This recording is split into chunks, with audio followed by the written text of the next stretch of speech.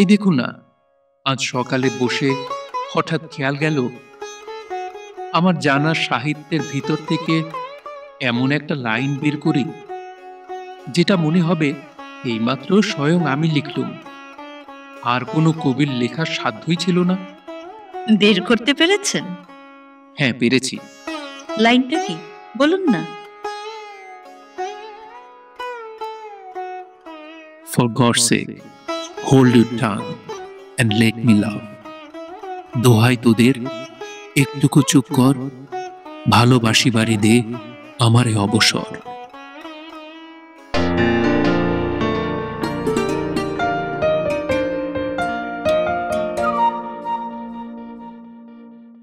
রবীন্দ্রনাথ ঠাকুরের শেষের কবিতা একটি অসমাপ্ত ভালোবাসার গল্প।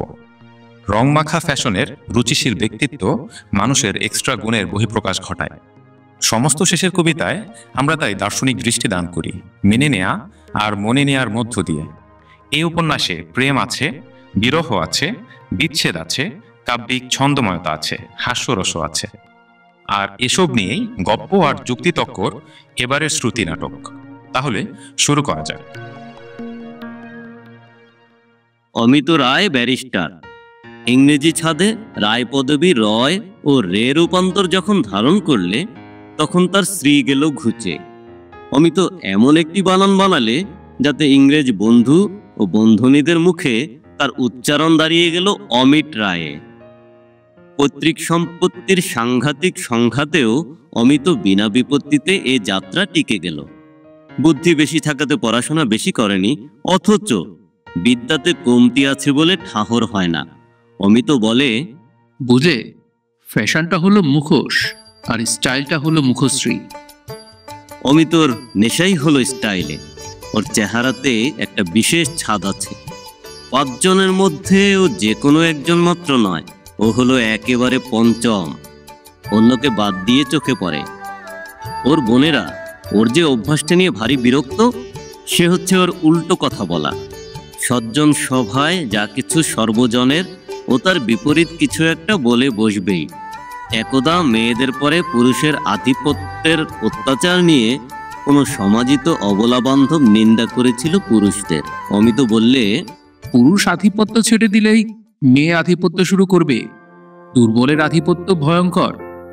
সমস্ত অবলা ও অবলা বান্ধবেরা চটে উঠে বললে, কি হলো? যে পক্ষের দখলে শিকল আছে সে শিকল দিয়েই পাখিকে বাঁধে, অর্থাৎ জোর দিয়ে। শিকল নেই যার, সে বাঁধে আফিম খাইয়ে, অর্থাৎ মায়া দিয়ে। শিকলওয়ালা বাঁধে বটে কিন্তু ভোলায় না, আফিমলি বাঁধেও বটে ভোলায়ও। একদিন ওদের বালিগঞ্জের এক সাহিত্য সভায় রবি ঠাকুরের কবিতা ছিল আলোচনার বিষয়। অমিতর জীবনেই সে প্রথম সভাপতি হতে রাজি হয়েছিল। একজন সেকেলে গোছের অতি ভালো মানুষ ছিল বক্তা। রবি ঠাকুরের কবিতা যে কবিতাই, এটা প্রমাণ করাই তার উদ্দেশ্য। অমিত বললে, কবি মাত্রেরই উচিত 5 বছর মেয়াদে কবিত্ব করা, 25 থেকে 30 পর্যন্ত। রবি ঠাকুরের বিরুদ্ধে সবচেয়ে বড় নালিশ এই যে ভদ্রলোক অতি অন্যায় রকম বেঁচে আছে। ও যদি মানে নিজেই সরে না পড়ে, আমাদের কর্তব্য ও সভা ছেড়ে উঠে আসা। আমাদের মণিভূষণ চশমার ঝলক লাগিয়ে প্রশ্ন করলে, সাহিত্য থেকে লয়্যালটি কি উঠিয়ে দিতে চান? একেবারেই। এখন থেকে কবি প্রেসিডেন্টের দ্রুত নিঃশেষিত যুগ। রবি ঠাকুরের সম্বন্ধে আমার দ্বিতীয় বক্তব্য এই যে তার রচনা রেখা তারই হাতের অক্ষরের মতো গোল বা তরঙ্গ রেখা, গোলাপ বা নারীর মুখ বা চাঁদের ধরনে। নতুন প্রেসিডেন্টের কাছে চাই কড়া লাইনের খাড়া লাইনের রচনা, তীরের মতো, বর্ষার ফলার মতো, কাঁটার মতো, ফুলের মতো নয়, বিদ্যুতের রেখার মতো, নুরালজিয়ার ব্যথার মতো, খোঁচাওয়ালা কোনো গথিক গির্জের ছাদে। ভালো জিনিস যত বেশি হয় ততই ভালো। ঠিক তার উল্টো, বিধাতার রাজ্যে ভালো জিনিস অল্প হয় বলেই তা ভালো, নইলে সে নিজেরই ভিড়ের ঠেলায় হয়ে যেত মাঝারি। যেসব কবি 60-70 পর্যন্ত বাঁচতে একটু লজ্জা করে না, তারা নিজেকে শাস্তি দেয় নিজেকে সস্তা করে দিয়ে। শেষকালটায় অনুকরণের দল চারিদিকে বুহ বেঁধে তাদেরকে মুখ ভ্যাংচাতে থাকে। তাদের লেখার চরিত্র বিগড়ে যায়। পূর্বের লেখা থেকে চুরি শুরু করে হয়ে পড়ে পূর্বের লেখা রিসিভার্স অফ স্টোলেন প্রপার্টি। জানতে পারি কি কাকে আপনি প্রেসিডেন্ট করতে চান? তার নাম করুন। নিবারণ চক্রবর্তী। নিবারণ চক্রবর্তী? সে কে? তবে শুনুন, আনিলাম অপরিচিতের নাম ধরণীতে, পরিচিত জনতার স্মরণীতে। আমি আগন্তুক, আমি জনগণেশের প্রচণ্ড কৌতুক। খোলদার বার্তা নিয়ে আছি বিধাতা, মহাকালেশ্বর পাঠাইয়াছে দুর্লক্ষ অক্ষর। বল দুঃসাহসী, কে কে মৃত্যুপণ রেখে দিবি তার দূর উত্তর। অমিত বেছে বেছে শিলং পাহাড়ে গেল। একদিন যখন আষাঢ় এলো পাহাড়ে পাহাড়ে, বনে বনে, তখন অমিত স্থির করলে এই সময়টাতে কিছুদিনের জন্য চেরাপুঞ্জির ডাক বাংলায় গিয়ে মেঘদূত জমিয়ে তুলবে। আঁকাবাঁকা সরু রাস্তা, ডান দিকে জঙ্গলে ঢাকা খাদ। এই রাস্তার শেষ লক্ষ্য অমিতের বাসা। সেখানে যাত্রী সম্ভাবনা নেই, তাই সে আওয়াজ না করে অসতর্কভাবে গাড়ি হাঁকিয়ে চলেছে। এমন সময় হঠাৎ একটা বাঁকের মুখে এসে দেখলে আর একটা গাড়ি উপরে উঠে আসছে। পাশ কাটাবার জায়গা নেই, ব্রেক কষতে কষতে গিয়ে পড়ল তার উপরে। পরস্পর আঘাত লাগলো, কিন্তু অপঘাত ঘটল না। অন্য গাড়িটা খানিকটা গড়িয়ে পাহাড়ের গায়ে আটকে থেমে গেল। একটি মেয়ে গাড়ি থেকে নেমে দাঁড়ালো, সদ্য মৃত্যু আশঙ্কার কালো পটখানা তার পেছনে। অপরাধ করেছি। অপরাধ নয়, ভুল। সেই ভুলের শুরু আমার থেকেই। ড্রাইভার চ্যানেলে লোকসান বেশি হয়নি, কিন্তু গাড়ি সেরে নিতে দেরি হবে। আমার অপরাধী গাড়িটাকে যদি ক্ষমা করেন, তবে আপনি যেখানে অনুমতি করবেন সেখানেই পৌঁছে দিতে পারি। দরকার হবে না, পাহাড়ে হেঁটে চলা আমার অভ্যাস। দরকার আমারই, মাফ করলেন তার প্রমাণ। মুখে কথা না বলেই মেয়েটি গাড়িতে উঠে বসলো। তার নির্দেশ মতো গাড়ি পৌঁছালো যথাস্থানে। কাল যদি আপনার সময় থাকে একবার এখানে আসবেন, আমাদের কর্তামার সঙ্গে আপনার আলাপ করিয়ে দেব। অমিতর ইচ্ছে হলো বলে, আমার সময়ের অভাব নেই, এখনই আসতে পারি। সংকোচে বলতে পারল না। বাড়ি ফিরে এসে ওর নোট বই নিয়ে লিখতে লাগলো, পথ, আজ হঠাৎ কি পাগলামি করলে? দুজনকে দু জায়গা থেকে ছিঁড়ে এনে আজ থেকে হয়তো এক রাস্তায় চালান করে দিলি। মনের ভিতরটা বলছে আমাদের শুরু হলো যুগল চলন, আমরা চলার সূত্রে গাঁথব ক্ষণে ক্ষণে উড়িয়ে পাওয়া উজ্জ্বল নিমেষগুলির মালা। কোথায় আছো নিবারণ চক্রবর্তী? এবার ভর করো, আমার পরে বাণী দাও, বাণী দাও। পথ বেঁধে দিল বন্ধনহীন গ্রন্থি, আমরা দুজন চলতি হাওয়ার পন্থী। রঙিন নিমেষ ধুলার দুলাল, পরাণে ছড়ায় আবির গুলাল। ওমনা ওড়ায় বর্ষার মেঘে দিগঙ্গনার নৃত্য। হঠাৎ আলোর ঝলকানি লেগে ঝলমল করে চিত্ত। নাই আমাদের কনক চাপার কুঞ্জ, বনবীতিকায় কিন্ন বকুল কুঞ্জ। হঠাৎ কখন সন্ধে বেলায় নাম হারা ফুল গন্ধ এলায়। প্রভাত বেলায় হেলা ভরে করে অরুণ মেঘের তুচ্ছ। উদ্ধত যত শাখার শিখরে রডোডেন্ড্রন গুচ্ছ।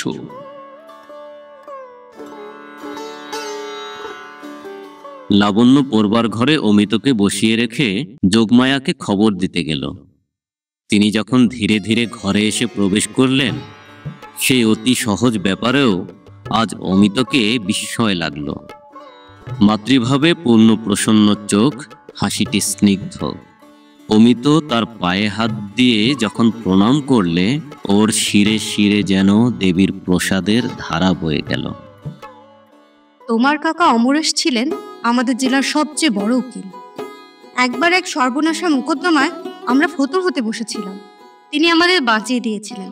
আমাকে ডাকতেন বৌদিদি বলে। আমি তার অযোগ্য ভাইপো। কাকা লোকসান বাঁচিয়েছেন, আমি লোকসান ঘটিয়েছি। আছেন? ছিলেন, মাসি থাকাও খুব উচিত ছিল। মাসির জন্য খেদ কেন বাবা?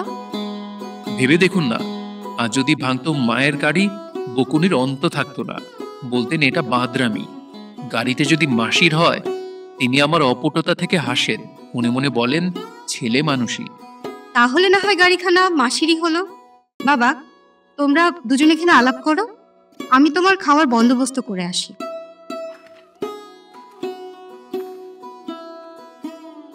মাসিমা আমাদের আলাপ করবার আদেশ করেছেন। আলাপের আদিতে হলো নাম, প্রথমেই সেটা পাকা করে নেওয়া উচিত। আপনি আমার নাম জানেন তো? ইংরেজি ব্যাকরণে যাকে বলে প্রপার নেম। আমি তো জানি আপনার নাম অমিত বাবু। ওটা সব ক্ষেত্রে চলে না। ক্ষেত্র অনেক থাকতে পারে, কিন্তু অধিকারীর নাম তো একই হওয়া যায়। না, আপনার মুখে আমার নাম অমিতবাবু নয়। আপনি সাহেবী কায়দা ভালোবাসেন, মিস্টার রয়? একেবারে সমুদ্রের ওপারের। ওটা দূরের নাম। নামের দূরত্ব ঠিক করতে গেলে মেপে দেখতে হয়। শব্দটা কানের সদর থেকে মনের অন্দরে পৌঁছাতে কতক্ষণ লাগে। কল্পনা করুন না, যেন এখনই প্রাণ খুলে গলা ছেড়ে আপনাকে ডাক দিয়েছি। নামের ডাক বনে বনে ধ্বনিত হলো, আকাশের ওই রঙিন মেঘের কাছ পর্যন্ত পৌঁছলো। মনে ভাবতেও কি পারেন সেই ডাকটা, মিস ডাক? এই দেখুন না, আজ সকালে বসে হঠাৎ খেয়াল গেল আমার জানা সাহিত্যের ভিতর থেকে এমন একটা লাইন বের করি যেটা মনে হবে এইমাত্র স্বয়ং আমি লিখলুম। আর কোনো কবির লেখার সাধ্যই ছিল না। বের করতে পেরেছেন? হ্যাঁ, পেরেছি। লাইনটা কি বলুন না। For God's sake, hold your tongue and let me love. দোহাই তোদের, একটুকু চুপ কর, ভালোবাসিবারে দে আমারে অবসর। দেখুন, আমাদের দেশে দুটো ভাষা, একটা সাধু আর একটা চলতি। কিন্তু এছাড়া আরো একটা ভাষা থাকা উচিত ছিল। সমাজের ভাষা নয়, ব্যবসায়ের ভাষা নয়, আড়ালের ভাষা। এইরকম জায়গার জন্যে, মনটাকে সহজ করবার জন্যে। একটা কবিতা না ওড়ালে তো চলছে না। যদি অনুমতি করেন তো আরম্ভ করি। রে অচেনা, মোর মুষ্টি ছাড়াবি কি করে, যতক্ষণ চিনি না তোরে, কোন অন্ধক্ষণে বিজড়িত তন্দ্রা জাগরণে, রাত্রি যবে সবে হয় ভোর, মুখ দেখিলাম তোর, চক্ষু পরে চক্ষু রাখি শুধালেন, কোথা সঙ্গোপনে আছো আত্মবিস্তৃত কোণে। হে অচেনা, দিন যায় সন্ধ্যা হয়, সময় রবে না, তীব্র আকস্মিক বাধা বন্ধ ছিন্ন করে দিক, তোমারে চেনার অগ্নিদীপ্ত শিখা উঠুক উজ্জ্বলী, দিব তাহে জীবন অঞ্জলি। আবৃত্তি শেষ হতে না হতেই অমিত লাবণ্যের হাত চেপে ধরলে। লাবণ্য হাত ছাড়িয়ে নিলে না। অমিতর মুখের দিকে চাইলে, কিছু বললে না। মাসিমা, ভটকালি করতে এলেম, বিদায়ের বেলা কৃপণতা করবেন না। পছন্দ হলে তবে তো। আগে নামধাম বিবরণটা বলো। জানাঘর, পাত্রটির নাম অমিত কুমার রায়। হাসছেন কেন মাসিমা? ভাবছেন কথাটা ঠাট্টা? সেই ভয় মনে আছে বাবা, পাছে শেষ পর্যন্ত ঠাট্টাই হয়ে ওঠে। এই সন্দেহটা পাত্রের পরে দোষারোপ। বাবা, সংসারটাকে হেসে হালকা করে রাখার ক্ষমতা কম নয়। যাক, আমার লাবণ্যকে সত্যি কি তোমার পছন্দ হয়েছে? এত সন্দেহ কেন মাসিমা? জাগতিক নিয়মে এক ভদ্রলোক এক ভদ্র রমণীকে বিয়ে করবার জন্য খেপেছে। দোষে গুণে ছেলেটি চলনসই। মেয়েটির কথা বলা বাহুল্য। এমন অবস্থায় সাধারণ মাসিমার দল স্বভাবের নিয়মে খুশি হয়ে তখনই ঢেকিতে আনন্দ নাড়ু কাটতে শুরু করেন। ভয় নেই বাবা, ঢেকিতে পা পড়েছে। ধরেই নাও লাবণ্যকে তুমি পেয়েছ। তারপরেও হাতে পেয়েও যদি তোমার পাবার ইচ্ছে প্রবল থেকেই যায়, তবেই বুঝবো লাবণ্যর মতো মেয়েকে তুমি বিয়ে করবার জন্য যোগ্য। কি জানো, বিবাহযোগ্য বয়সের সুর এখনো তোমার কথাবার্তায় লাগছে না। শেষে সমস্তটা বাল্য বিবাহ হয়ে না দাঁড়ায়। যোগমায়া গেলেন ভোজের ব্যবস্থা করতে। অমিত এ ঘরে ও ঘরে ঘুরে বেড়ালে, দর্শনীয় কাউকে দেখতে পেলে না। ঘর ছেড়ে গেল বাইরে। ঢালু ঘাসের ক্ষেতে উত্তর প্রান্তে এক মস্ত ইউক্যালিপটাস গাছ, তারই গুড়িতে হেলান দিয়ে সামনে পা ছড়িয়ে বসে আছে লাবণ্য। অমিত কাছে এসে দাঁড়ালো। সুখবর আছে, মাসিমার মত পেয়েছি। যদি আপত্তি না করো, তোমার নাম একটু ছেঁটে দেব। তা দাও। তোমাকে ডাকবো বন্য বলে। বন্য? না না, এই নামটাতে হয়তো বা তোমার বদনাম হলো। তোমাকে ডাকবো বন্যা, কি বলো? তাই ডেকো, কিন্তু তোমার মাসিমার কাছে নয়। কিছুতেই নয়। এসব নাম বীজমন্ত্রের মতো কারো কাছে ফাঁস করতে নেই। এ রইল আমার মুখে আর তোমার কানে। আচ্ছা, বেশ। আমারও এরকমের একটা বেসরকারি নাম চাইতো। ভাবছি ব্রহ্মপুত্র কেমন হয়। বন্যা হঠাৎ এলো, তারই কুল ভাসিয়ে দিয়ে। নামটা সর্বদা ডাকবার পক্ষে ওজনে ভারী। ঠিক বলেছ। তুমি তাহলে নামটা দাও, সেটা হবে তোমারই সৃষ্টি। আচ্ছা, আমি দেব তোমার নাম ছেটে। তোমাকে বলবো মিতা। চমৎকার। বন্যা, মনে ভাবছি এই নামে না হয় আমাকে সবার সামনেই ডাকলে, তাতে দোষ কি? ভয় হয়, এক কানের ধন পাঁচ কানে, পাছে সস্তা হয়ে যায়। সে কথা মিছে নয়। বন্যা, কি মিতা? তোমার নামে যদি কবিতা লিখি তো কোন মিলটা লাগাবো জানো? অনন্যা। হে মোর বন্যা, তুমি অনন্যা, আপন স্বরূপে আপনি ধন্যা। তোমার কথা শুনে আমার ভয় হয় মিতা। ভয় কিসের? তুমি আমার কাছে কি যে চাও, আর আমি তোমাকে কতটুকুই বা দিতে পারি ভেবে পাইনি। কিছু না ভেবেই তুমি দিতে পারো, এইটাতেই তো তোমার দানের দাম। তুমি যখন বললে কর্তা আমার সম্মতি দিয়েছেন, আমার মনটা কেমন করে উঠল। মনে হলো এইবার আমার ধরা পড়বার দিন আসছে। ধরাই তো পড়তে হবে। মিতা, তোমার রুচি, তোমার বুদ্ধি আমার অনেক উপরে। তোমার সঙ্গে একত্রে পথ চলতে গিয়ে একদিন তোমার থেকে বহু দূরে পিছিয়ে পড়ব। তখন আর তুমি আমাকে ফিরে ডাকবে না। সেদিন আমি তোমাকে একটু দোষ দেব না। মিনতি করে বলছি, আমাকে বিয়ে করতে চেও না। তোমার কাছ থেকে আমি যা পেয়েছি সে আমার পক্ষে যথেষ্ট। জীবনের শেষ পর্যন্ত চলবে। তুমি কিন্তু নিজেকে ভুলিও না। বন্যা, তুমি আজকের দিনের ঔদার্যের মধ্যে কালকের দিনে কার্পণ্যের আশঙ্কা কেন তুলছ? মিতা, তুমি আমাকে সত্য বলবার জোর দিয়েছ। আজ তোমাকে যা বলছি তুমি নিজেও তা ভেতরে ভেতরে জানো, মানতে চাও না। পাছে যে রস এখন ভোগ করছো তাতে একটু খটকা বাঁধে। বন্যা, তুমি আশ্চর্য নরম সুরে আশ্চর্য কঠিন কথা বলতে পারো। মিতা, ভালোবাসার জোরে চিরদিন যেন কঠিন থাকতেই পারি। তোমাকে ভোলাতে গিয়ে একটু ফাঁকি যেন না দেই। তুমি যা আছো ঠিক তাই থেকো। বন্যা, এবার তবে আমার কথাটা বলতে দাও। কি আশ্চর্য করে তুমি আমার চরিত্রের ব্যাখ্যা করেছ। এর আগে অনেক মেয়ের সঙ্গে আমার আলাপ হয়েছিল।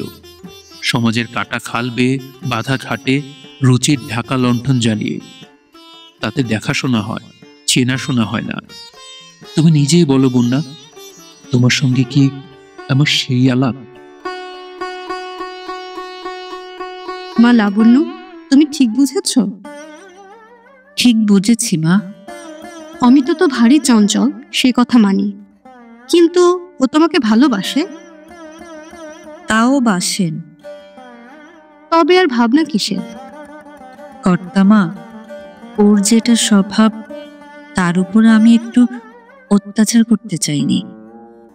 কি জানো মা, তুমি যখন তর্ক করো তখন বুঝতে পারি তুমি অনেক বই পড়া মেয়ে।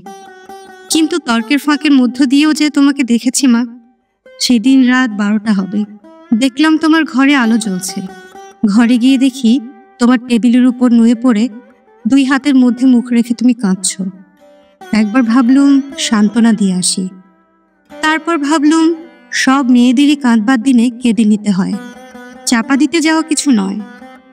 আজ আমার বোধ হচ্ছে কোনো কালে তোমাদের দুজনের দেখা না হলেই ভালো হতো। না না, তা বলো না। যা হয়েছে এছাড়া আর কিছু যে হতে পারত এ আমি মনেও করতে পারিনি।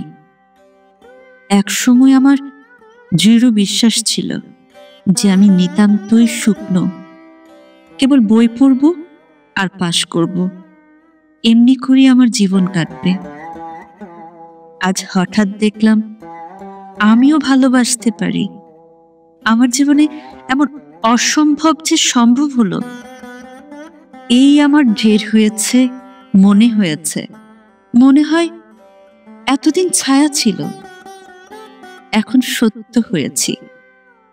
এর চেয়ে আর কি চাই? আমাকে বিয়ে করতে বলো না কর্তামা।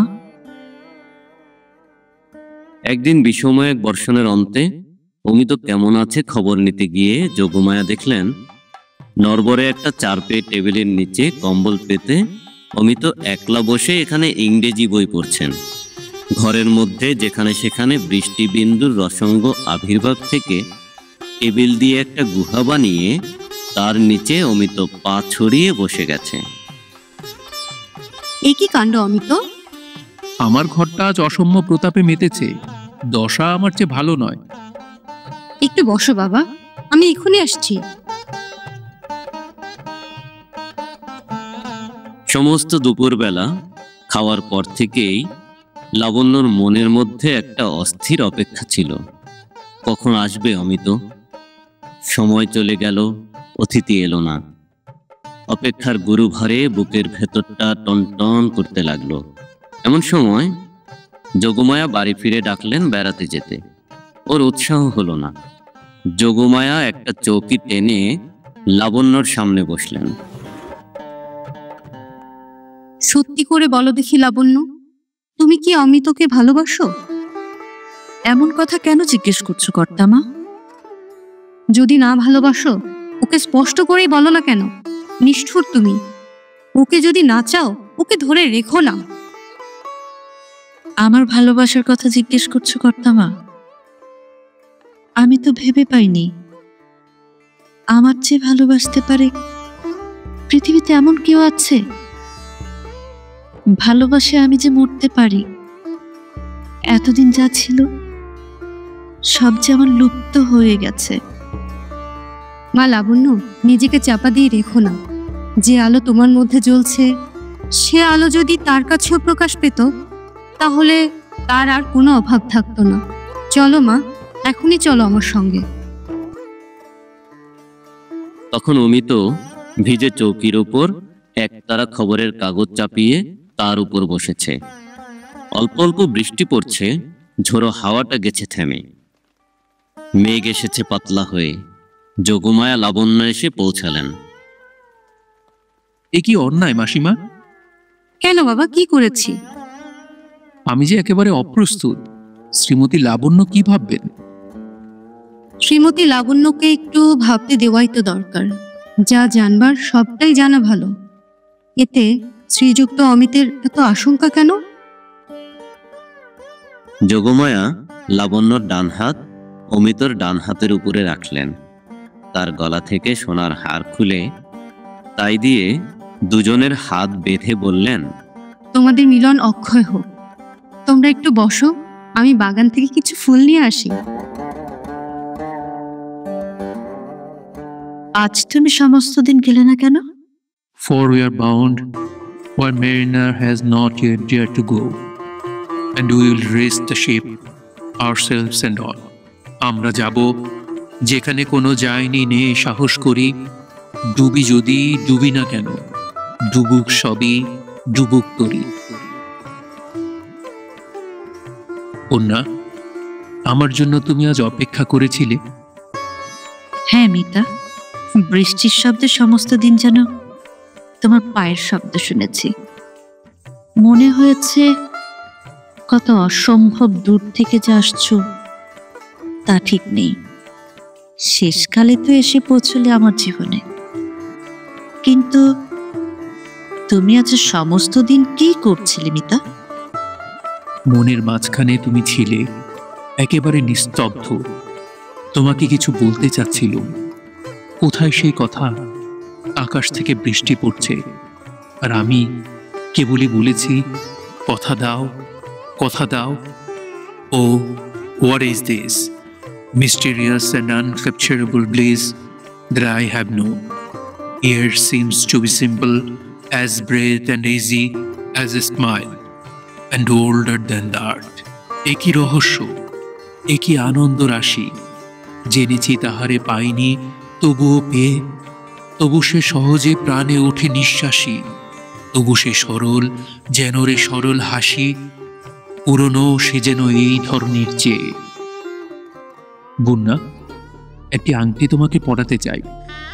কি দরকার মিতা? তুমি যে আমাকে তোমার এই হাতখানি দিয়েছ, সে কতখানি দেয়া তা ভেবে শেষ করতে পারিনি।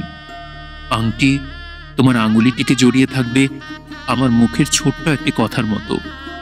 সে কথাটি শুধু এই, পেয়েছি। আমার এই কথাটি সোনার ভাষায়, মানিকের ভাষায় তোমার হাতে থেকে যাক না। ঠিক হয়ে গেল, আগামী অঘ্রাণ মাসে এদের বিয়ে। যোগমায়া কলকাতা গিয়ে সমস্ত আয়োজন করবেন। তোমার কলকাতায় ফেরবার দিন অনেক কাল হলো পেরিয়ে গেছে। অনিশ্চিতের মধ্যে বাধা পড়ে তোমার দিন কেটে যাচ্ছিল। এখন ছুটি, নিঃসংশয় চলে যাও। বিয়ের আগে আমাদের আর দেখা হবে না। আচ্ছা, কালই চলে যাব, কিন্তু শিলং থেকে আমি না হয় চললুম। আজই থেকে অঘ্রাণ মাস তো ফস করে পালাবে না। কলকাতায় গিয়ে কি করব জানো? কি করবে? মাসিমা যতক্ষণ করবেন বিয়ের দিনের ব্যবস্থা, ততক্ষণ আমাকে করতে হবে তার পরের দিনগুলোর আয়োজন। আমার মনে যে ছবিটা আছে বলি, গঙ্গার ধার, বাগানটা ডায়মন্ড হারবারের ওই দিকটাতে। ছোট একটি স্টিম লঞ্চ করে ঘন্টা 2-1 মধ্যে কলকাতায় যাতায়াত করা যায়। আবার কলকাতায় কি দরকার পড়লো? কাজ। বিয়ের পরেই দেখিয়ে দেব কাজ কাকে বলে। জীবিকার দরকারে নয়, জীবনের দরকারে। স্পষ্ট দেখতে পাচ্ছি গঙ্গার ধার, পাড়ের নিচে তলা থেকে উঠেছে ঝুড়ি নামা অতি পুরনো বটগাছ। ওরই দক্ষিণ ধারে ছ্যাতলা পড়া বাঁধানো ঘাট, অনেকখানি ফাটল ধরা, কিছু কিছু ধসে যাওয়া। সেই ঘাটে সবুজে সাদায় রং করা আমাদের ছিপছিপে নৌকোখানি, তারই নীল নিশানে সাদা অক্ষরে নাম লেখা। কি নাম বলে দাও তুমি? বলবো, মিতালি। ঠিক নামটি হয়েছে, মিতালি। আমি ভেবেছিলাম সাগরী। মনে একটু গর্ব হয়েছিল, কিন্তু তোমার কাছে হার মানতে হলো। বাগানের মাঝখান দিয়ে সরু একটি খাড়ি চলে গেছে গঙ্গার হৃস্পন্দন বয়ে। তার ওপারে তোমার বাড়ি, এপারে আমার। রোজই কি সাঁতার দিয়ে পার হবে? আর জানলায় আমার আলো জ্বালিয়ে রাখবো? দেব সাঁতার মনে মনে, একটা কাঠের শাখর উপর দিয়ে। তোমার বাড়িটির নাম মানুষী। আমার বাড়ির একটা নাম তোমাকে দিতে হবে। দীপক। নামের উপযুক্ত একটি দ্বীপ আমার বাড়ির চূড়ো বসিয়ে দেব। মিলনের সন্ধেবেলায় তার জ্বলবে লাল আলো, আর বিচ্ছেদের রাতের নীল। কলকাতা থেকে ফিরে এসে রোজ তোমার কাছ থেকে একটি চিঠি আশা করব। আমাদের নিয়ম হচ্ছে, অনাহত তোমার বাড়িতে কোনো মতেই যেতে পারবো না। আর তোমার বাড়িতে আমি? ঠিক একই নিয়ম হলে ভালো হয়, কিন্তু মাঝে মাঝে নিয়মের ব্যতিক্রম হলে সেটা অসহ্য হবে না। নিয়মের ব্যতিক্রমটা যদি নিয়ম না হয়ে ওঠে, তাহলে তোমার বাড়িটার দশা কি হবে ভেবে দেখে বরঞ্চ আমি বোরকা পরে যাব। তা হোক, কিন্তু আমার নিমন্ত্রণ চিঠি চাই। সেই চিঠিতে আর কিছু থাকবার দরকার নেই, কেবল কোনো একটা কবিতা থেকে 2-4টি লাইন মাত্র। আর আমার নিমন্ত্রণ বুঝি বন্ধ? আমি এক ঘরে। তোমার নিমন্ত্রণ মাসে একদিন, পূর্ণিমার রাতে, 14টা তিথির খণ্ডতা যেদিন চরম পূর্ণ হয়ে উঠবে। এবার তোমার একটি চিঠির নমুনা দাও। আচ্ছা বেশ। Blow gently over the garden, wind of the southern sea. In the hour my love cometh and called me. চুমিয়া যেও তুমি আমার বনভূমি, দক্ষিণ সাগরের সমীকরণ। যে শুভক্ষণে মম আসিবে প্রিয়তম, ডাকিবে নাম ধরে অকারণ। এবার তোমার চিঠির নমুনা দাও। মিতা, তমসি মম জীবনাং, তমসি মম ভূষণাং, তমসি মম ভবজলাধিরত্ন। নিমন্ত্রণ তো করা গেল, তারপর? সন্ধ্যা তারা উঠেছে, জোয়ার এসেছে গঙ্গায়, হাওয়া উঠল, ঝিরঝির করে ঝাউ গাছগুলো সারবে, বুড়ো বটগাছটা শিকড়ে শিকড়ে উঠল স্রোতের ছলছলানি। তোমার বাড়ির পেছনে পদ্মা দেখি, সেইখানে খিড়কির নির্জন ঘাটে গা ধুয়ে চুল বেঁধেছ। তোমার এক এক দিন এক এক রঙের কাপড়। ভাবতে ভাবতে যাব আজকে সন্ধেবেলায় রংটা কি। মিলনের জায়গারও ঠিক নেই, কোনোদিন শান বাঁধানো চাপাতলায়, কোনোদিন বাড়ির ছাদে, কোনোদিন গঙ্গার ধারে চাতালে। আমি গঙ্গায় স্নান সেরে সাদা মলমলের ধুতি আর চাদর পরব, পায়ে থাকবে হাতির দাঁতে কাজ করা খড়ম। গিয়ে দেখব গালচে বিছিয়ে বসেছ, সামনে রূপোর রেকাবিতে মোটা গড়ে মালা, চন্দনের বাটিতে চন্দন, এখনই জ্বলছে ধূপ। পুজোর সময় অন্তত 2 মাসের জন্য দুজনে বেড়াতে বেরোবো, কিন্তু দুজনে 2 জায়গায়। তুমি যদি যাও পর্বতে, আমি যাব সমুদ্রে। এই তো আমার দাম্পত্য দৈরাজ্যের নিয়মাবলী তোমার কাছে দাখিল করা গেল। এখন তোমার কি মত? মেনে নিতে রাজি আছি। মেনে নেওয়া আর মনে নেওয়া, এই দুয়ের যে তফাৎ আছে বন্যা। তোমার যাতে প্রয়োজন, আমার তাতে প্রয়োজন নাও যদি থাকে, তবু আপত্তি করব না। প্রয়োজন নেই তোমার? না, নেই। তুমি আমার যতই কাছে থাকো, তবু আমার থেকে তুমি অনেক দূরে। কোনো নিয়ম দিয়ে সেই দূরত্বটুকু বজায় রাখা আমার পক্ষে বাহুল্য। কিন্তু আমি জানি আমার মধ্যে এমন কিছুই নেই যা তোমার কাছের দৃষ্টিকে বিনা লজ্জায় সইতে পারবে। সেই জন্য দাম্পত্যের 2 পারে 2 মহল করে দেয়া আমার পক্ষে নিরাপদ। তোমার কাছে আমি হার মানতে পারবো না বন্যা। জাগে আমার বাগানটা, কলকাতার বাইরে 1 পা নড়ব না। নিরঞ্জনদের অফিসের উপরের তলায় 75 টাকা দিয়ে একটা ঘর ভাড়া নেব। সেখানে থাকবে তুমি আর থাকবো আমি। চিত আকাশে কাছে দূরে ভেদ, নেই 3.5 হাত চওড়া বিছানায়, বা পাশে তোমার মহল মানুষই, ডান পাশে আমার মহল দীপক। ঘরে পূব দেয়ালে একখানা আয়নাওয়ালা দেরাজ, তাতেই তোমারও মুখ দেখা আর আমারও। পশ্চিম দিকে থাকবে বইয়ের আলমারি, পিঠ দিয়ে সেটা রোদ্দুর ঠেকাবে, আর সামনের দিকে সেটাতে থাকবে 2টি পাঠকের একটি মাত্র সার্কুলেটিং লাইব্রেরি। ঘরের উত্তর দিকটাতে এখানে সোফা, তারই বাঁ পাশে একটু জায়গা খালি রেখে আমি বসবো এক প্রান্তে। তোমার কাপড়ের আলনার আড়ালে তুমি দাঁড়াবে 2 হাত তফাতে। নিমন্ত্রণের চিঠিখানা উপরের দিকে তুলে ধরবো কম্পিত হস্তে, তাতে লেখা থাকবে, ছাদের উপরে বহিও নীরবে ওগো দক্ষিণ হাওয়া, প্রেয়সীর সাথে যে নিমেষে হবে চারি চক্ষুতে চাওয়া। কাল কলকাতায় যাচ্ছি মাসিমা। আমার আত্মীয় স্বজন সবাই সন্দেহ করছে আমি খাসিয়া হয়ে গেছি। আত্মীয় স্বজনরা কি জানে কথায় কথায় তোমার এত বদল সম্ভব? খুব জানে, নইলে আত্মীয় স্বজন কিসের। মাসিমা, অনুমতি দাও, লাবণ্যকে নিয়ে আজ একবার বেরিয়ে আসি। যাবার আগে শিলং পাহাড়কে আমাদের যুগল প্রণাম জানিয়ে যেতে চাই। যোগমায়া সম্মতি দিলেন। কিছুদূর যেতে যেতে দুজনের হাত মিলে গেল। ওরা কাছে কাছে এলো ঘেঁষে। অনেকক্ষণ পরে অমিতর বুকের কাছ থেকে লাবণ্য মৃদু স্বরে বললে, চলো এবার। কাল সকালেই আমাকে ছাড়তে হবে, তার আগে আর দেখা করতে আসবো না। কেন আসবে না? আজ ঠিক জায়গায় আমাদের শিলং পাহাড়ের অধ্যায়টি এসে থামল। এটি প্রথম স্বর্গ, আমাদের শয়ে বয়ে স্বর্গ। লাবণ্য কিছু বললে না, অমিতর হাত ধরে চলল। বুকের ভেতর আনন্দ, আর তারই সঙ্গে সঙ্গে একটা কান্না স্তব্ধ হয়ে আছে। বন্যা, আজ তোমার শেষ কথাটি একটি কবিতায় বলো। তোমারে দিনু সুখ মুক্তি নৈবেদ্য গেনু রাখি রজনীর শুভ্র অবসানে। কিছু আর নাই বাকি, নাই গো প্রার্থনা, নাই প্রতি মুহূর্তের দৈন্য রাশি, নাই অভিমান, নাই দিনকান্না, নাই গর্ভ হাসি, নাই পিছু ফিরে দেখা। শুধু সে মুক্তির ডালাখানি ভরিয়া দিলাম আজি, আমার মহৎ মৃত্যু আনি।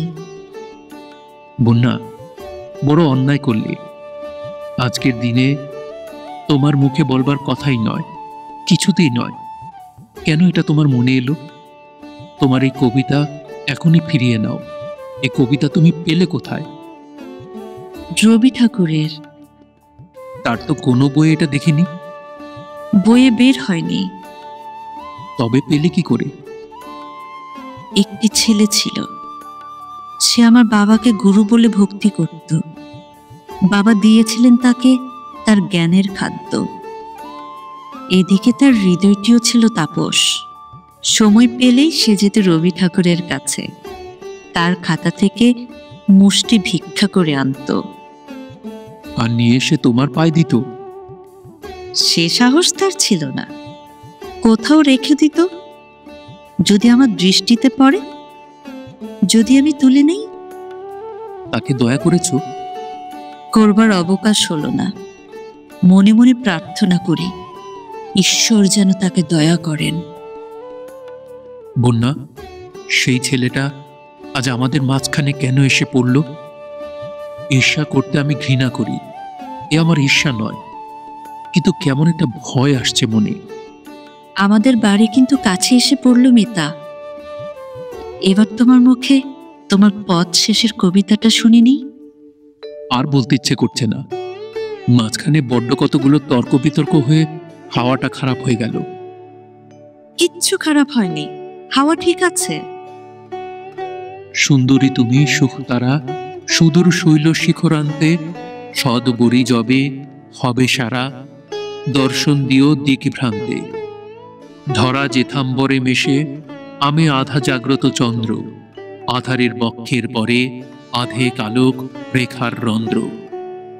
আমার আসন রাখেতে নিদ্রাগণ মহাশূন্য, তন্ত্রী বাজায় স্বপনেতে। তন্দ্রাই সৎকরি ক্ষুণ্ণ, মন্দ চরণে চলি পারে। যাত্রা হয়েছে মোর সাঙ্গ, সুর থেমে আসে বারে বারে। ক্লান্তিতে আমি অবসঙ্গ। সকালবেলায় কাজে মন দেওয়া আজ লাবণ্যর পক্ষে কঠিন। সে বেড়াতেও যায়নি। এমন সময় বেলা তখন 9টা। অমিত দুমদাম শব্দে ঘরে ঢুকেই মাসিমা মাসিমা করে ডাক দিলে। কি বাবা অমিত, ভূমিকম্প নাকি? ভূমিকম্পই তো। জিনিসপত্র রওনা করে দিয়েছি, গাড়ি ঠিক। ডাকঘরে গেলাম দেখতে চিঠিপত্র কিছু আছে কিনা। সেখানে এক টেলিগ্রাম। সব খবর ভালো তো? আজই সন্ধ্যাবেলা আসছে সিসি, আমার বোন, তার বন্ধু কেটি মিত্রির আর তার দাদা নরেন। আমার প্যারাডাইজ লস্ট। ওই নগ্ন আসবাবের স্বর্গ থেকে আমার বিদায়। সেই দড়ির খাটিয়ার নিট থেকে আমার স্বপ্নগুলো উড়ে পালাবে। আমাকেও জায়গা নিতে হবে সেই অতি পরিচ্ছন্ন হোটেলের এক অতি সভ্য কামরায়। কথাটা বিশেষ কিছু নয়, তবু লাবণ্যর মুখ বিবর্ণ হয়ে গেল। অমিতর যে সমাজ, সে ওদের সমাজ থেকে সহস্র যোজন দূরে। এক মুহূর্তে সেটা বুঝতে পারলে। অমিত লাবণ্যকে জিজ্ঞাসা করলে, তোমার কি সময় আছে? বেড়াতে যাবে? না, সময় নেই। যাও না মা, বেরিয়ে এসো গিয়ে। কর্তামা, কিছুকাল থেকেই সুরমাকে পড়ানোয় বড় অবহেলা হয়েছে। কাল রাত্রেই ঠিক করেছিলাম, আজ থেকে কিছুতেই আর ঢিলেমি করা হবে না। আমিও চললুম কর্তব্য করতে। ওদের জন্য সব ঠিক করে রাখা চাই। বন্যা, ওই চেয়ে দেখো, গাছের আড়াল থেকে আমার বাড়ির চালাটা অল্প একটু দেখা যাচ্ছে। একটা কথা তোমাদের বলা হয়নি, ওই বাড়িটা কিনে নিয়েছি। বাড়ির মালিক অবাক, নিশ্চয়ই ভেবেছে ওখানে সোনার গোপন খনি আবিষ্কার করে থাকবো। দাম বেশ একটু চড়িয়ে নিয়েছে। ওখানে সোনার খনির সন্ধান তো পেয়েই ছিল, সে সন্ধান একমাত্র আমিই জানি। আমার জীর্ণ কুটিরের ঐশ্বর্য সবার চোখ থেকে লুকানো থাকবে। আর কারো কথা অত করে তুমি ভাবো কেন? না হয় আর সবাই জানতে পারলে। ঠিক মতো জানতে পারাই তো চাই, তাহলে কেউ অমর্যাদা করতে সাহস করে না। বন্যা, ঠিক করে রেখেছি বিয়ের পরে ওই বাড়িতে আমরা কিছুদিন এসে থাকব। আমার সেই গঙ্গাধারের বাগান, সেই ঘাট, সেই বটগাছ সব মিলিয়ে গেছে ওই বাড়িটার মধ্যে। তোমার দেওয়া মিতালির নাম মুখেই সাজে। ও বাড়ি থেকে আজ তুমি বেরিয়ে এসেছো মিতা, আবার একদিন যদি ঢুকতে চাও, দেখবে ওখানে তোমাকে কুলোবে না। দেখো মিতা, আমাকে চিরদিন যেন ক্ষমা করতে পারো। যদি একদিন চলে যাবার সময় আসে, তবে তোমার পায়ে পড়ি, যেন রাগ করে চলে যেও না। এই বলে চোখের জল ঢাকবার জন্য দ্রুত অন্য ঘরে গেল। অমিত কিছুক্ষণ স্তব্ধ হয়ে দাঁড়িয়ে রইল। তারপর আস্তে আস্তে যেন অন্য মনে গেল ইউক্যালিপটাস তলায়। লাবণ্য দূর থেকে দেখলে অমিত গাছতলায় বসে। আর থাকতে পারলে না, বুকের ভেতরটা হাঁপিয়ে উঠল। চোখ এলো জলে ছলছলিয়ে। কাছে এসে বললে, মিতা, তুমি কি ভাবছো? জানো বন্যা, আমাকে তুমি আজ পথের দিকে ঠেলে দিয়েছ। কেমন করে?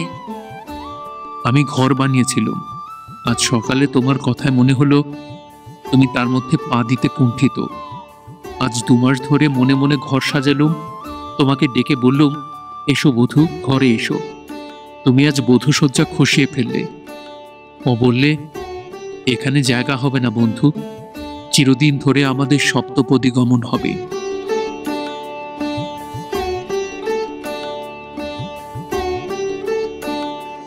সিসি কেটি আশা করেছিল লাবণ্য সম্বন্ধে অমিত নিজেই কথা তুলবে, কিন্তু সে একেবারে চুপ। 2 সখী যোগমায়া বাগানের বাইরে দরজা পার হয়ে চাকরদের কাউকে দেখতে পেলে না। গাড়ি বারান্দায় এসে চোখে পড়ল বাড়ির রোয়াকে একটা ছোট টেবিল পেতে একজন শিক্ষিত্রী ও ছাত্রীতে মিলে পড়া চলছে। বুঝতে বাকি রইল না, এরই মধ্যে বড়টি লাবণ্য। কেটি টক টক করে উপরে উঠে ইংরেজিতে বললে, সরি, কাকে চান আপনারা? মিস্টার অমিত রায়কে এখানে এসেছেন কিনা খবর নিতে এলুম।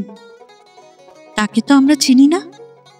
অমনি 2 সখীতে একটা বিদ্যুৎ চকিত চোখ ঠাটি হয়ে গেল। মুখে পড়ল একটা আর হাসির রেখা।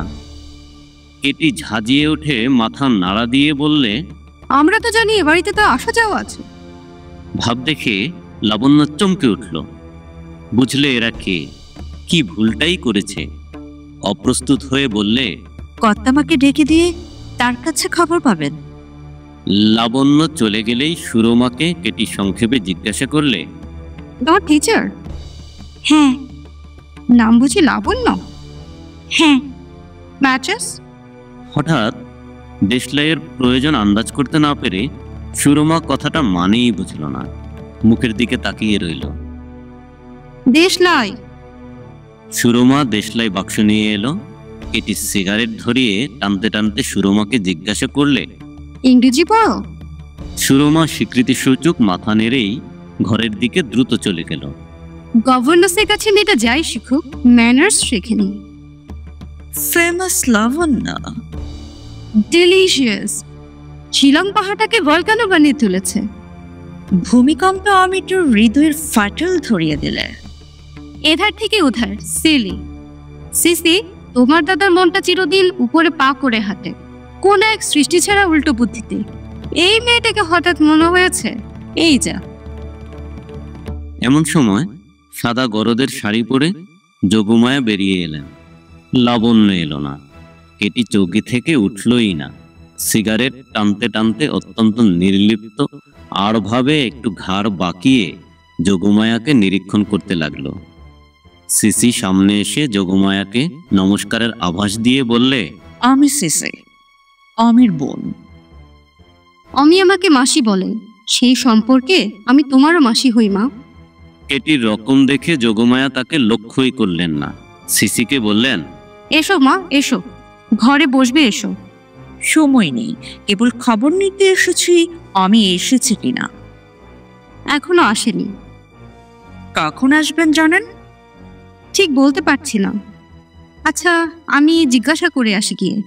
যে মাস্টার নিয়ে এখানে বসে পড়াচ্ছিল সে তো ভান করলে অমিতকে সে কোনো কালে জানেই না। শুনেছি অমিতবাবু আপনাদের হোটেলেই থাকেন, তার খবর আপনাদেরই জানা আছে। তিতি বেশ একটু স্পষ্ট করেই হাসলে। চৌকি থেকে উঠল, একটা সিগারেট নিয়ে সিসির মুখে বসিয়ে দিলে। নিজের ধরানো সিগারেট মুখে করেই সিসির সিগারেট ধরানোর জন্য মুখ এগিয়ে নিয়ে এলো। ঠিক সেই সময়টাতে অমিত এসে উপস্থিত। আজ হোটেল থেকে বেরোবার আগেই কলকাতা থেকে এসেছে তার আংটি। কেমন করে সেই আংটি লাবণ্যকে পরাবে তার সমস্ত অনুষ্ঠানটা সে বসে বসে কল্পনা করেছে। নিকটে এসে দেখে যোগমায়া তার ঘরের বাইরে স্তম্ভিত হয়ে দাঁড়িয়ে, আর সিসি তার মুখের সিগারেট কেটির মুখের সিগারেট থেকে জ্বালিয়ে নিচ্ছে। অসম্মান যে ইচ্ছাকৃত তা বুঝতে বাকি রইল না। দুই সখীর প্রতি দৃকপাত মাত্র না করে মাসি বলে দূর থেকে ডেকে অমিত যোগমায়ার পায়ের কাছে পড়ে তার পায়ের ধুলো নিলে। মাসিমা, লাবণ্য কোথায়? কি জানি বাছা, ঘরের মধ্যে বোধহয় কোথাও আছে। এখনো তো তার পড়বার সময় শেষ হয়নি। বোধহয় এরা আশাতে ছুটি নিয়ে ঘরে গেছে। চলো একবার দেখে আসি সে কি করছে। অপমান। চলো কেটি, ঘরে যাই। এখানে বসে থাকলে কোনো ফল হবে না। হতেই হবে ফল। চলো ভাই, আর একটু থাকতে ইচ্ছে করছে না। এইখান দিয়ে তাকে বেরোতেই তো হবে। অবশেষে বেরিয়ে এলো অমিত, সঙ্গে নিয়ে এলো লাবণ্যকে। লাবণ্যর মুখে একটি নির্লিপ্ত শান্তি, তাতে একটু রাগ নেই, স্পর্ধা নেই, অভিমান নেই। এক মুহূর্তের মধ্যে কেটির চোখে পড়ল লাবণ্যের হাতে আংটি। মাথায় রক্ত চন করে উঠল, লাল হয়ে উঠল দুই চোখ। পৃথিবীটাকে লাথি মারতে ইচ্ছে করলো। মাসি, এই আমার বোন সমিতা। বাবা বোধহয় আমার নামের সঙ্গে ছন্দ মিলিয়ে নাম রেখেছিলেন, কিন্তু রয়ে গেল অমিত্রাক্ষর। ইনি কেতকী, আমার বোনের বন্ধু। সিসি, এরই নাম লাবণ্য। আমার কাছ থেকে এর নাম কখনো শুনুনি, কিন্তু বোধ হচ্ছে 8-10 জনের কাছ থেকে শুনেছ। এর সঙ্গে আমার বিবাহ স্থির হয়ে গেছে কলকাতায় অঘ্রাণ মাসে। কেটি মুখে হাসি টেনে আনতে দেরি করলে না। আই কংগ্রেচুলেট, তুমি জিতে গেলে অমিত। কিন্তু এবার আমারও যাতে হার না হয় সেটা করো। কি করতে হবে বলো। নয়নের সঙ্গে আমার একটা বাজি আছে। সে বলেছিল জেন্টলম্যানরা যেখানে যায় কেউ সেখানে তোমাকে নিয়ে যেতে পারবে না। কিছুতেই তুমি রেস দেখতে যাবে না। আমি আমার এই হিরোর আংটিটা বাজিতে রেখেছিলাম, তোমাকে রেসে নিয়ে যাবই। অমিত, তুমি জানো এই হিরোর আংটি যদি আমি হারি, জগতে আমার আর সান্ত্বনা থাকবে না। এই আংটিটা একদিন তুমিই দিয়েছিলে, এক মুহূর্ত হাত থেকে খুলিনি। এ আমার দেহের সঙ্গে এক হয়ে গেছে। শেষকালে আজ এই শিলং পাহাড়ে কি একে বাজিতে খোয়াতে হবে? বাজি রাখতে গেলে কেন ভাই? মনে মনে নিজের উপর অহংকার ছিল, আর মানুষের উপর ছিল বিশ্বাস। অহংকার ভাঙলো। মনে হচ্ছে অমিতকে আমি আর রাজি করাতে পারবো না। তা এমন অদ্ভুত করে যদি হারাবে, সেদিন এত আদরে আংটি দিয়েছিলে কেন? সেই দেয়ার মধ্যে কি কোনো বাঁধন ছিল না? এই দেয়ার মধ্যে কি কোনো কথা ছিল না যে আমার অপমান তুমি কোনোদিন করতে দেবে না? বাজিতে যদি হারলুম, তবে আমার এই চিরদিনের হারের চিহ্ন তোমার কাছেই থাক অমিত। আমার হাতে রেখে একে আমি মিথ্যে কথা বলতে দেব না। একটি ছোট চিঠি এলো লাবণ্যের হাতে, শোভনলালের লেখা। শিলংয়ে কাল রাত্রে এসেছি। যদি দেখা করতে অনুমতি দাও তবে দেখতে যাব, না যদি দাও কালই ফিরব। তোমার কাছে শাস্তি পেয়েছি, কিন্তু কবে কি অপরাধ করেছি আজ পর্যন্ত স্পষ্ট করে বুঝতে পারিনি। আজ এসেছি তোমার কাছে সেই কথাটা শুনবার জন্য, নইলে মনে শান্তি পাইনি। ভয় করো না, আমার আর কোনো প্রার্থনা নেই। লাবণ্যর চোখ জলে ভরে এলো। চুপ করে বসে ফিরে তাকিয়ে রইল নিজের অতীতের দিকে। মনে পড়ল অপমানিত শোভনলালের সেই কুণ্ঠিত ব্যথিত মূর্তি। তারপরে কত দিন গেছে, যুবকের সেই প্রত্যাখ্যাত ভালোবাসা এতদিন কোনো অমৃতে বেঁচে রইল। লাবণ্য চিঠি লিখলে, তুমি আমার সকলের বড় বন্ধু। এ বন্ধুত্বের পুরো দাম দিতে পারি এমন ধন আজ আমার হাতে নেই। তুমি কোনোদিন দাম চাওনি, আজও তোমার যা দেবার জিনিস তাই দিতে এসেছো, কিছুই দাবি না করে। চাইনি বলে ফিরিয়ে দিতে পারি এমন শক্তি বা অহংকার আমার নেই। চিঠিটা লিখে পাঠিয়ে দিয়েছে। এমন সময় অমিত এসে বললে, বন্যা, চলো আজ দুজনে একবার বেরিয়ে আসি। চলো। দুজনে বেরোলো। অমিত কিছু দ্বিধার সঙ্গে লাবণ্যের হাতটিকে হাতের মধ্যে নেবার চেষ্টা করলে। লাবণ্য একটু বাধা না দিয়ে হাত ধরতে দিলে। একদিন একজনকে যে আংটি পরিয়েছিলে, আমাকে দিয়ে সেই আংটি আজ খোলালে কেন? তোমাকে সব কথা বোঝাবো কেমন করে বন্যা? সেদিন যাকে আংটি পরিয়েছিলাম আর যে আজ সেটা খুলে দিলে, তারা দুজনে কি একই মানুষ? তাদের মধ্যে একজন সৃষ্টিকর্তার আদরে তৈরি, আর একজন তোমার অনাদরে গড়া। কথাটা সম্পূর্ণ ঠিক নয়। যে আঘাতে আজকের কেটি তৈরি, তার দায়িত্ব কেবল আমার একলার নয়। কিন্তু মিতা, নিজেকে যে একদিন সম্পূর্ণ তোমার হাতে উৎসর্গ করেছিল, তাকে তুমি আপনার করে রাখলে না কেন? তোমার কাছে আমার একটা প্রার্থনা আছে, রাখতে হবে। বলো, নিশ্চয়ই রাখবো। অন্তত হপ্তাখানিকের জন্যে তোমার দলকে নিয়ে তুমি চেরাপুঞ্জিতে বেরিয়ে এসো। ওকে আনন্দ দিতে নাও যদি পারো, ওকে আমোদ দিতে পারবে। আচ্ছা। একটা কথা তোমাকে বলি মিতা, আর আর কোনোদিন বলবো না। তোমার সঙ্গে আমার যে অন্তরের সম্বন্ধ, তা নিয়ে তোমার লেশমাত্র দায় নেই। আমি রাগ করে বলছি না, আমার সমস্ত ভালোবাসা দিয়েই বলছি। আমাকে তুমি আংটিটা দিও না, কোনো চিহ্ন রাখবার কিছু দরকার নেই। আমার প্রেম থাক নিরঞ্জন, বাইরের রেখা, বাইরের ছায়া তাতে পড়বে না। এই বলে নিজের আঙ্গুলের থেকে আংটি খুলে নিয়ে অমিতের আঙ্গুলে আস্তে আস্তে পরিয়ে দিলে। অমিত তাতে কোনো বাধা দিলে না।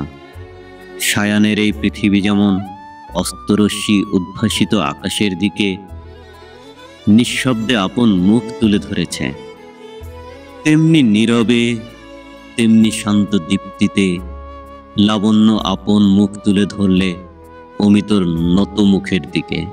অমিত, শুনলাম মিস কেতুকী মিত্রের সঙ্গে তোমার বিয়ে। লাবণ্য কি এ খবর জেনেছে? না, আমি তাকে লিখিনি। তোমার মুখে পাকা খবর পাইনি বলে চুপ করে আছি। খবরটা সত্যি, কিন্তু লাবণ্য হয়তো বা ভুল বুঝবে। এর মধ্যে ভুল বুঝবার জায়গা কোথায়? বিয়ে করো যদি তো বিয়েই করবে, সোজা কথা। কি জানো জ্যোতিশঙ্কর, যে ভালোবাসা ব্যর্থভাবে আকাশে মুক্ত থাকে অন্তরের মধ্যে সে দেয় সঙ্গ। যে ভালোবাসা বিশেষভাবে প্রতিদিনের সবকিছু যুক্ত হয়ে থাকে সংসারে সে দেয় আসঙ্গ। দুটোই আমি চাই। তোমার কথা ঠিক বুঝছি কিনা সেটাই বুঝতে পারিনি, আরেকটু স্পষ্ট করে বলো অমিতদা। একদিন আমার সমস্ত ডানা মেলে পেয়েছিলাম আমার ওড়ার আকাশ, আজ আমি পেয়েছি আমার ছোট্ট বাসা। ডানা গুটিয়ে বসেছি, কিন্তু আমার আকাশও রইল। জয় হোক আমার লাবণ্যর, জয় হোক আমার কেতকীর, আর সব দিক থেকেই ধন্য হোক অমিত রায়। কেতকীর সঙ্গে আমার সম্বন্ধ ভালোবাসারই, কিন্তু সে যেন ঘড়ায় তোলা জল, প্রতিদিন তুলব, প্রতিদিন ব্যবহার করব। আর লাবণ্যর সঙ্গে আমার যে ভালোবাসা সে রইল দিঘি, সে ঘরে আনবার নয়, আমার মন তাতে সাঁতার দেবে। কিন্তু অমিতদা, দুটোর মধ্যে একটাকে কি বেছে নিতে হয় না? যার হয় তারই হয়, আমার হয় না। শ্রীমতী কেতকী যদি... তিনি সব জানেন, সম্পূর্ণ বোঝেন কিনা বলতে পারিনি, কিন্তু সমস্ত জীবন দিয়ে এটি তাকে বোঝা যে তাকে কোথাও ফাঁকি দিচ্ছি নে। এও তাকে বুঝতে হবে যে লাবণ্যর কাছে তিনি ঋণী। তা হোক, শ্রীমতী লাবণ্যকে তো তোমার বিয়ের খবর জানাতে হবে। নিশ্চয় জানাবো, কিন্তু তার আগে একটি চিঠি দিতে চাই, সেটি তুমি পৌঁছিয়ে দেবে? দেব। অমিতর এই চিঠি। সেদিন সন্ধেবেলায় রাস্তার শেষে এসে যখন দাঁড়ালুম, কবিতা দিয়ে যাত্রা শেষ করেছি। আজও এসে থামলাম একটা রাস্তার শেষে। এই মুহূর্তটির উপর একটি কবিতা রেখে যেতে চাই। আর কোনো কথার ভার সইবে না। হতভাগা নিবারণ চক্রবর্তীরা যেদিন ধরা পড়েছে সেদিন মরেছে, অতি শৌখিন জলচর মাছের মতো। তাই উপায় না দেখে তোমারই কবির উপর ভর দিলাম আমার শেষ কথাটা তোমাকে জানাবার জন্যে। তব অন্তর্ধান পটে হেরি তব রূপ চিরন্তন, অন্তরে অলক্ষ্য লোকে তোমার অন্তিম আগমন। লোভিয়াছি চিরস্পর্শমণি আমার শূন্যতা, তুমি পূর্ণ করে গিয়েছ আপনি। জীবন আধার হলো সেই ক্ষণে পাইনু সন্ধান।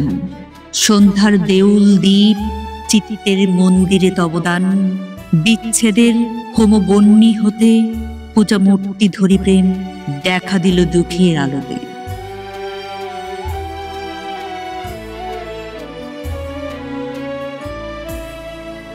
তারপরেও আরো কিছুকাল গেল। সেদিন কেতকী গেছে তার বোনের মেয়ের অন্নপ্রাশনে, অমিত গেল না। এমন সময় জ্যোতিশঙ্কর লাবণ্যের লেখা এক চিঠি তার হাতে দিলে। চিঠির এক পাতে শোভনলালের সঙ্গে লাবণ্যর বিবাহের খবর। বিবাহ হবে 6 মাস পরে, জ্যৈষ্ঠ মাসে, রামগড় পর্বতের শিখরে। অপর পাটে কালের যাত্রার ধ্বনি শুনিতে কি পাও, তারি রথ নিত্যই উধাও। জাগাইছে অন্তরিক্ষে হৃদয় স্পন্দন, চক্রে পৃষ্ঠ আধারের বক্ষ ফাটা তারার ক্রন্দন। ওগো বন্ধু, সেই ধবমান কাল জড়ায় ধরিল মোরে, ফেলি তার জাল। তুলে নিল দ্রুত রথে দুঃসাহসী ভ্রমণের পথে, তোমা হতে বহু দূরে। মনে হয় অজস্র মৃত্যুরে পার হয়ে আসিলাম, আজি নবপ্রভাতের শিখর চূড়ায়। রথের চঞ্চল বেগ হাওয়ায় ওড়ায় আমার পুরনো নাম। ফিরিবার পথ নাহি, দূর হতে যদি দেখো চাহি, পারিবে না চিনিতে আমায়। হে বন্ধু বিদায়। কোনদিন কর্মহীন পূর্ব অবকাশে, বসন্ত বাতাসে, অতীতের তীর হতে যে রাত্রে বহিবে দীর্ঘশ্বাস, ঝরা বকুলের কান্না বেথিবে আকাশ। সেই ক্ষণে খুঁজে দেখো কিছু মোর পিছে রহিল সে, তোমার প্রাণের প্রান্তে বিস্তৃত প্রদোষে। হয়তো দিবে সে জ্যোতি, হয়তো ধরিবে কভু নামহারা স্বপ্নের মূর্তি। তবু সে তো স্বপ্ন নয়, সবচেয়ে সত্য মোর সেই মৃত্যুঞ্জয়। সে আমার প্রেম, তারে আমি রাখিয়া এলেম অপরিবর্তন অর্ঘ্য তোমার উদ্দেশ্যে। পরিবর্তনের স্রোতে আমি যাই ভেসে কালের যাত্রায়। হে বন্ধু বিদায়। তোমার হয়নি কোনো ক্ষতি, মর্তের মৃত্তিকা মোর, তাই দিয়ে অমৃত মূরতি যদি সৃষ্টি করে থাকো তাহারই আরতি, হোক তব সন্ধ্যাবেলা পূজার সে খেলা, ব্যাঘাত পাবে না মোর প্রত্যহের ম্লান স্পর্শ লেগে। তৃষার্ত আবেগ বেগে ভ্রষ্ট নাহি হবে তার কোনো ফুল নৈবেদ্যের থালে। তোমার মানস ভোজে সযত্নে সাজালে, যে ভাবরসের পাত্রবাণীর তৃষায় তার সাথে দিব না মিশায়ে, যা মোর ধুলির ধন, যা মোর চক্ষের জলে ভিজে। আজও তুমি নিজে হয়তোবা করিবে রচন, মোর স্মৃতিটুকু দিয়ে স্বপ্নাবিষ্ট তোমার বচন। ভার তার না রহিবে, না রহিবে দায়, হে বন্ধু বিদায়। মোর লাগি করিও না শোক, আমার রয়েছে কর্ম, আমার রয়েছে বিশ্বলোক। মোর পাত্র রিক্ত হয় নাই, শূন্যেরে করিব পূর্ণ, এই ব্রত বহিব সদাই।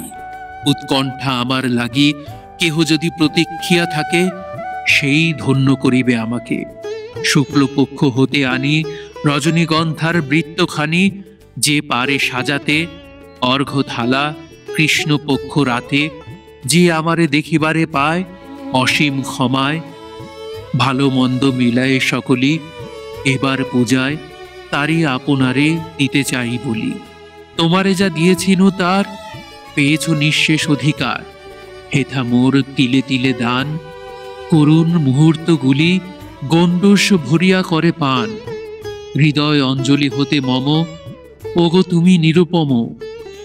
হে ঐশ্বর্যবান, তোমারে যা দিয়েছিনু সে তোমারই দান।